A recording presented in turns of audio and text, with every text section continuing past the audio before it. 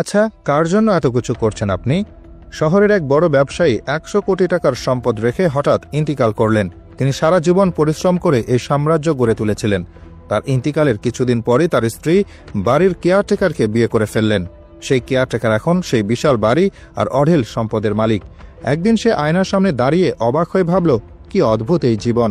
আমি সারা জীবন যে মালিকের সেবা করেছি, যার জন্য খেটেছি, আজ মনে হচ্ছে আসলে তিনিই সারা জীবন আমার জন্য খেটে গেছেন। তার সব পরিশ্রমের ফল তো আমিই ভোগ করছি। এই গল্পটা শুধু ব্যবসায়ী বা তার কেয়ারটেকারের নয়, একটু গভীরভাবে ভাবলে মনে হবে এটা হয়তো আপনার আমার জীবনেরই প্রতিচ্ছবি। আমরা সবাই যেন এক অন্তহীন দৌড় প্রতিযোগিতায় অংশ নিয়েছি। আরও টাকা, আরও বড় বাড়ি, আরও দামি গাড়ি, এই চাওয়াগুলোর কোনো শেষ নেই। এই চাওয়াগুলো পূরণ করতে গিয়ে আমরা নিজেদের জীবনকে উপভোগ করতেই ভুলে যাই।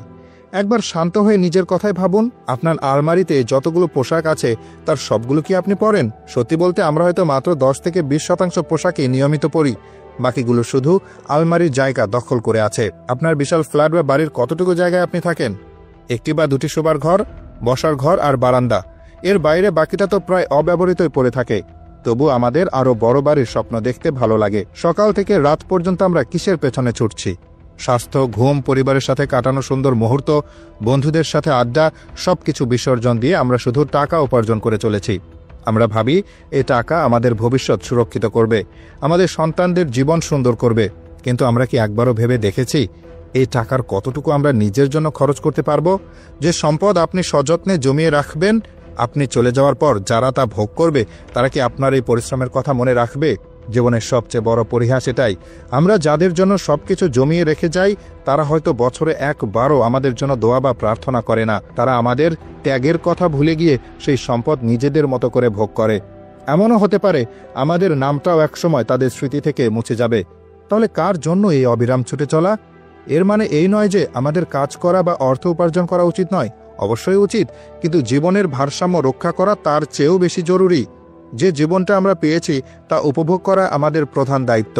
শুধু ভবিষ্যতের জন্য জমাতে গিয়ে বর্তমানকে হারিয়ে ফেলাটা বোকামি, কারণ আমরা কেউই জানি না আমাদের ভবিষ্যৎ কতদিনের। তাই শুধু অন্যের জন্য সম্পদ জমানোর কর্মচারী না হয়ে নিজের জীবনের মালিক হন, পরিবারের সাথে সময় কাটান, নিজের শখগুলো পূরণ করুন এবং জীবনের ছোট ছোট আনন্দগুলো উপভোগ করুন।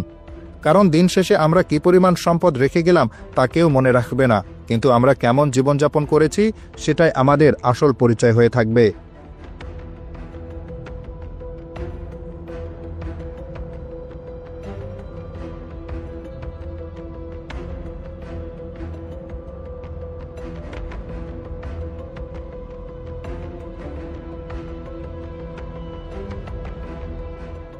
আচ্ছা, কার জন্য এত কিছু করছেন আপনি?